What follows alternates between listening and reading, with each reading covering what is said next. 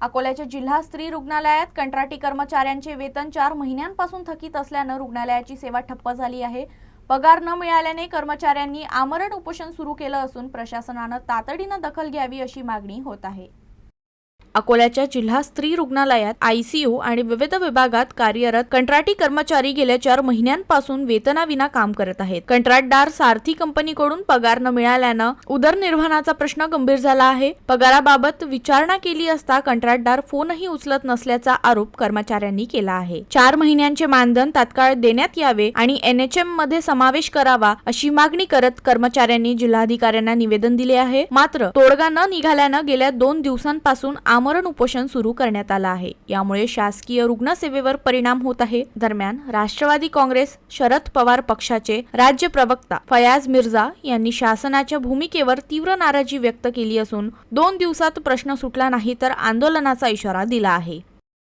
जिल्हा स्त्री रुग्णालयातील 23-24 ते कंत्राटी कर्मचारी आहेत। सारथी सक्षम कंपनीने यांचा जे पगार थकवलेला आहे हा अतिशय गंभीर विषय आहे आणि या विषयावर जिल्हा शल्य चिकित्सक, उपसंचालक आरोग्य सेवा आणि एवढ्या वरिष्ठ अधिकाऱ्यांचं जे मौन आहे हा एकदम अचंबित करणारा मौन आहे।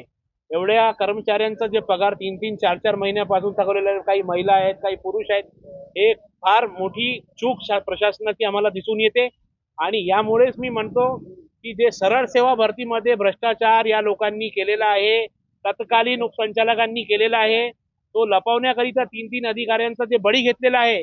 आज जिल्हा आरोग्य प्रशासनावर जे ताण आलेला आहे हा त्या ताणामुळेच एवढे सगळे जे लोक आहेत, जेवढे अधिकारी आहेत, कर्मचारी आहेत, हे सफर करत आहेत।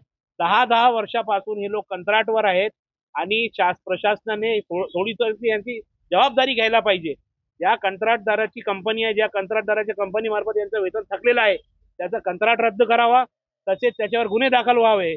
यांची मानसिक छळ केल्याप्रकरणी आणि यांना त्रास दिल्याप्रकरणी आणि याविषयी उपसंचालक आरोग्य सेवा यांनी मंगळवार किंवा बुधवारपर्यंत लक्ष नाही घातला तर गुरुवारपासून आम्ही तीव्र आंदोलन छेडू अशी माझी थेट त्यांना इशारा आहे।